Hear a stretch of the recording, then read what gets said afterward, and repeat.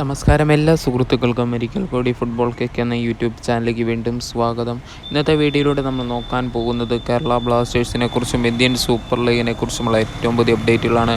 വീഡിയോയിലേക്ക് കടക്കുമ്പോൾ നിങ്ങൾ ഇതുവരെയായിട്ടും ചാനൽ സബ്സ്ക്രൈബ് ചെയ്യാതെയാണ് വീഡിയോ കണ്ടുകൊണ്ടിരിക്കുന്നത്. നിങ്ങൾ ദയവായി സബ്സ്ക്രൈബ് ചെയ്ത് വീഡിയോ കാണാൻ ശ്രമിക്കുക. അപ്പോൾ നമുക്ക് ആദ്യത്തെ അപ്ഡേറ്റിലേക്ക് കടക്കാം. East Bengal F C versus Jamshedpur F C മത്സരമായിരുന്നു ഇന്നലെ ISL നടന്നത്.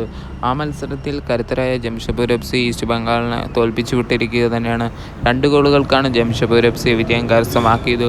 ഈസ്റ്റ് ബംഗാൾ ആകട്ടെ 1 ഗോൾ മാത്രമാണ് ആശ്വാസ ഗോളായി നേടിയെടുക്കാൻ സാധിച്ചത്. എന്തായാലും നമുക്കറിയാം, മികച്ച രീതിയിലാണ് ഇപ്പോൾ ഓരോ ടീമുകളും ഓരോ ദിവസം കഴിയും തോറും മത്സരങ്ങൾ കാഴ്ചവെച്ചുകൊണ്ടിരിക്കുന്നത്. ഇന്നത്തെ ISL മത്സരം ഏതാ ടീമൊക്കെയാണെന്ന് നോക്കുകയാണെങ്കിൽ ചെന്നൈയിൻ എഫ് സിയും മുംബൈ സിറ്റി എഫ് സിയുമാണ് ഇന്ന് പോരാടാൻ പോകുന്നത്. മികച്ച പ്രകടനം തന്നെ ടീമുകൾ കാഴ്ചവെക്കട്ടെ എന്ന് തന്നെ നമുക്ക് ആശംസിക്കാം.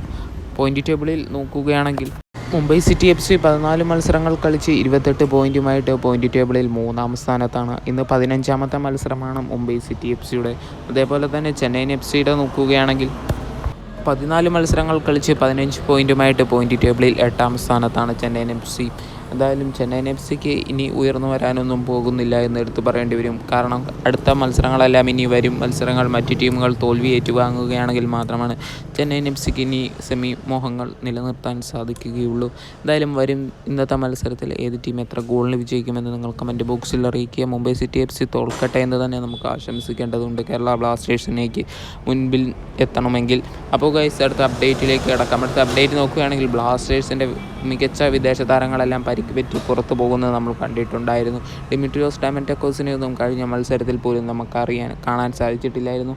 ദ കിങ് ഈസ് ബാക്ക് എന്ന് തന്നെ നമുക്ക് പറയേണ്ടി വരും. അടുത്ത മത്സരത്തിൽ, അതായത് എഫ്സിക്കോവയ്ക്കെതിരെയുള്ള ബ്ലാസ്റ്റേഴ്സിൻ്റെ മത്സരത്തിൽ ബ്ലാസ്റ്റേഴ്സിൻ്റെ തുറുപ്പുചീട്ടായ ഡിമിട്രിയോസ് ഡയമൻറ്റക്കോസ് ഫസ്റ്റ് 11-ൽ തന്നെ കാണുമെന്നാണ് നമുക്കറിയാൻ സാധിച്ചിരിക്കുന്നത്. എന്തായാലും താരം തിരിച്ചു വരികയാണ്. ആരാധകർ പ്രതീക്ഷയോടെ കാത്തിരുന്നത് പോലെ തന്നെ. അതേപോലെ തന്നെ ലൂണയുടെ കാര്യത്തിൽ ലൂണ ആ മത്സരം കളിക്കുകയില്ല. മത്സരം കാണാൻ ലൂണ സ്റ്റേഡിയത്തിൽ ഉണ്ടാകുമെന്നാണ് നമുക്കറിയാൻ സാധിച്ചിരിക്കുന്നത്. ബ്ലാസ്റ്റേഴ്സ് എത്ര ഗോളിന് ആ മത്സരത്തിൽ വിജയിക്കുമെന്ന് കമൻറ്റ് ബോക്സിൽ ഇറക്കിയ വീഡിയോ ഇവിടെ വെച്ചെടുത്ത് കൂടുതൽ ISL ഫുട്ബോൾ ന്യൂസുകൾക്കായി ചാനൽ മറക്കാതെ സബ്സ്ക്രൈബ് ചെയ്യണേ.